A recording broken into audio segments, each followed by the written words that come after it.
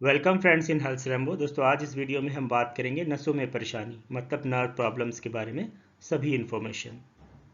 सबसे पहले हम बात करते हैं नसों में परेशानी के लक्षण क्या होते हैं, मतलब शुरुआती लक्षण क्या होते हैं, कौन से सिम्टम्स होते हैं। तो शुरुआत होती है, आपको हाथों या पैरों में झंझनाहट रहेगी, सुन्नता रहेगी, नसों का चढ़ जाना, सुबह सुबह नसों में ऐंठन होना या नसों में काफ़ी बार दर्द भी होता है। आपको बहुत ज़्यादा कमज़ोरी या थकान लगेगी नसों में। आपको हो सकता है हल्का सर में दर्द रहे, आपकी याददाश्त में थोड़ा असर पड़ेगा, आपको चीज़ें आप भूलने लगेंगे। आपका जो जो मानसिक क्षमता है, मतलब सोचने की क्षमता है, वो भी थोड़ी कम हो जाएगी। हो सकता है कि आपको काफ़ी बार चक्कर भी आ सकते हैं, आपको कम दिखाई देना शुरू हो सकता है। और पुरुषों में इसकी वजह से क्या होता है कि उनके अंदर यौन रोग जैसे इरेक्टाइल डिसफंक्शन वगैरह की प्रॉब्लम हो जाती है। यदि हम बात करें कि नसों में कमजोरी के मुख्य कारण क्या होते हैं, मतलब नसों में कमजोरी क्यों हो जाती है, तो इसका पहला जो कारण होता है सही से खाना नहीं खाना। दूसरा होता है खाना तो खा रहे हैं बट खाना किसी वजह से हजम नहीं हो रहा, जिसके बारे में हम आगे बात करेंगे। या व्यक्ति का लंबे समय से बीमार होना, बहुत ज़्यादा समय तक एंटीबायोटिक लेना, ज़्यादा उम्र भी एक कारण होता है। उसके अलावा प्रेगनेंसी में भी क्या होता है, नसें थोड़ी कमज़ोर होने लगती हैं। या जो लोग एक्सरसाइज वगैरह नहीं करते हैं, मतलब नसों में खिंचाव वगैरह आने लगता है। या फिर हो सकता है कि आपकी मांसपेशियों या नसों में कोई चोट लग गई हो या आपको खून की कमी हो, तो ये इसके मुख्य कारण होते हैं। उसके अलावा बहुत बार क्या होता है कि बहुत बार टेंशन से या नींद पूरी ना होने की वजह से भी इसका असर नसों पे पड़ता है। यदि हम बात करें किन लोगों को नसों के संबंधित बीमारी होने की ज़्यादा संभावना होती है, तो महिलाओं में क्या होता है, पुरुषों के कंपैरिजन में ज़्यादा संभावना होती है। इसका कारण ये होता है कि महिलाओं में ज़्यादातर अनीमिया की समस्या होती है, हार्मोन संतुलन बिगड़ा रहता है, ये मुख्य कारण होते हैं। उसके अलावा विटामिन B12 या विटामिन डी की कमी वगैरह की वजह से भी ऐसा होता है। साथ साथ में यदि किसी व्यक्ति को डायबिटीज़ है या फिर IBD मतलब इरिटेबल बाउल सिंड्रोम है, जिनमें बार बार पेट खराब हो जाता है, लीवर से संबंधित समस्याएं हैं, किडनी की बीमारी है, या कुछ लोगों को जिनको टीबी या HIV होती है, उनमें नसों की संबंधित समस्या होने के चांसेस ज़्यादा होते हैं। उसके अलावा कुछ ऑटो इम्यून डिसऑर्डर जैसे कि थायराइड वगैरह में भी नसें जो होती हैं कमज़ोर हो जाती हैं। साथ साथ में जो व्यक्ति धूम्रपान करते हैं या शराब लेते हैं, उनके अंदर भी नसें कमज़ोर जल्दी हो जाती हैं। यदि हम बात करें नसों की परेशानी में, नसों नसों के अंदर क्या होता है, उनके अंदर क्या होता है, तो जैसा आप जानते हैं हमारे शरीर में नसों का जो पूरा स्ट्रक्चर होता है, उसका जो डायरेक्ट कनेक्ट ब्रेन से होता है। यदि मैं एक नस के अंदर का स्ट्रक्चर आपको दिखाऊं, जो मतलब नर्व्स के अंदर का, तो नर्व्स के अंदर क्या होते हैं, न्यूरॉन्स होते हैं, जो मतलब नर्व कंडक्शन में हेल्प करते हैं। और इसके ऊपर जैसा आप देख रहे हैं एक नर्व शीथ होती है, जिसको माइलिन शीथ बोलते हैं। ये ठीक उसी तरीके से होता है जैसे कि बिजली के केबल के ऊपर प्लास्टिक का तार लगा होता है।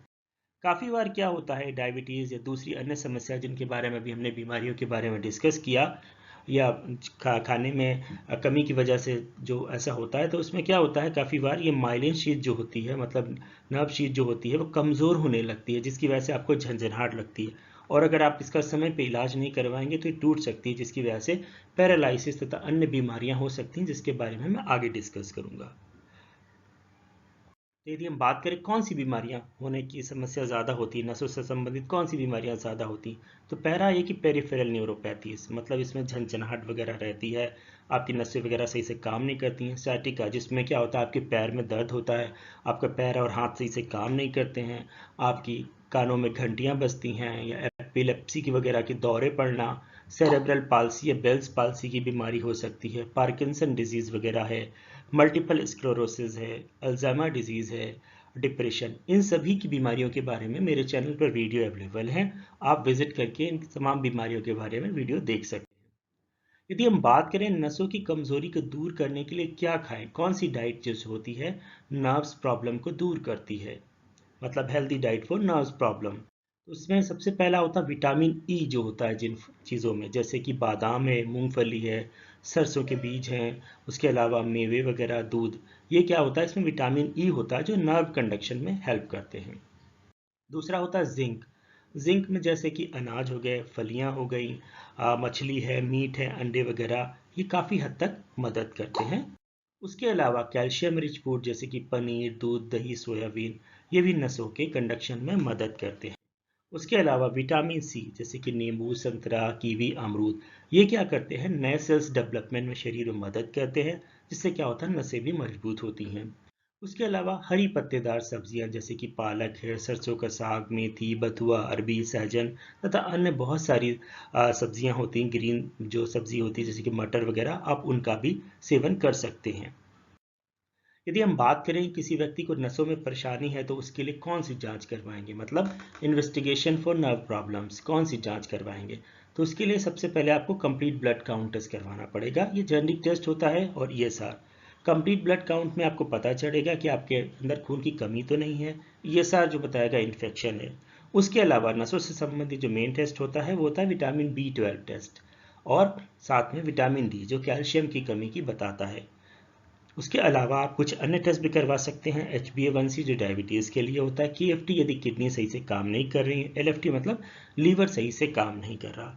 तो ये कुछ टेस्ट होते हैं, इनके बारे में भी आप मेरे चैनल पर विजिट कर सकते हैं, इनके बारे में कंप्लीट इन्फॉर्मेशन ले सकते हैं। अब यदि हम बात करेंगे नसों में परेशानी के लिए कौन सा सैंपल चाहिए होता है, तो मुख्यतः जो मैंने ये टेस्ट यहाँ पे डिस्कस करे, इनके लिए क्या होता है, खून का सैंपल चाहिए होता है। और ये खून जो होता है, खून का सैंपल आपकी नॉर्मल वेन से लिया जाता है, जिसमें बहुत ही कम दर्द होता है और बहुत लोगों को ये नॉर्मल ही रहता है। यदि हम बात करें नसों की परेशानी का इलाज क्या होता है, मतलब ट्रीटमेंट ऑफ नर्व डिसऑर्डर, तो इसके लिए सबसे पहले आप ध्यान रखें, आपको यदि पहले से कोई बीमारी है तो उसका इलाज करवाना पड़ेगा। आपको कोई भी बीमारी हो जैसे हमने डिस्कस किया। उसके अलावा यदि आपको शुरुआत है तो आप विटामिन B12 के टैबलेट्स या इंजेक्शन ले सकते हैं। विटामिन B12 की टैबलेट्स आती है जैसे कि न्यूरोबियान टैबलेट्स या न्यूरोकाइन टैबलेट्स, वो रोज़ाना आप एक टैबलेट ले सकते हैं। वो महीने में आप जो है 30 दिन तक ले सकते हैं। उसके अलावा न्यूरोबियान के इंजेक्शन और न्यूरोकाइन के इंजेक्शंस भी आते हैं जो हफ्ते में आप एक बार या 2 बार ले सकते हैं। इसके लिए आप डॉक्टर से अपने डिस्कस कर सकते हैं। उसके अलावा यदि कैल्शियम की कमी का भी नसों पे काफ़ी डायरेक्ट असर पड़ता है तो उसके लिए आप विटामिन डी टैबलेट्स ले सकते हैं रोज़ाना एक, या सेशे ले सकते हैं आप, जैसे कॉली कैल्सिफ्रोल सेशे, जिसको कैल्सिफ्रोल सेशे के नाम से आता है, आप वो ले सकते हैं हफ्ते में एक बार दूध के साथ। और आपको याद रखना है यदि कोई पहले से बीमारी है तो उसका पहले इलाज करवाना है, उसके लिए आप अपने डॉक्टर से नज़दीकी डिस्कस कर सकते हैं। यदि हम बात करेंगे आप कौन से डॉक्टर को आपको दिखाना चाहिए नसों से संबंधित समस्या के लिए, तो उसके लिए जो डॉक्टर होता है, स्पेशलिस्ट होता है, वो होता है न्यूरोलॉजिस्ट जो नसों को देखता है। यदि आपके आसपास में नहीं है तो आप जनरल फिजिशियन को भी, मतलब आप नॉर्मल डॉक्टर को भी दिखा सकते हैं और वो भी इसका इलाज कर सकते हैं।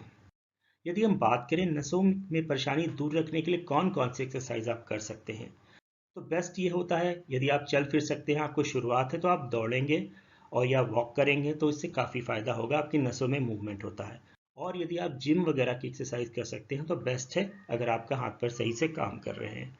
यदि आपकी नसों में कोई प्रॉब्लम है, sciatica जैसी कोई प्रॉब्लम है, तो उसके लिए आप कुछ एक्सरसाइज वगैरह कर सकते हैं, जैसा यहाँ पे दिखाया, आप एक पैर का उठा के नीचे रखकर उसके बाद दूसरा पैर रख सकते हैं।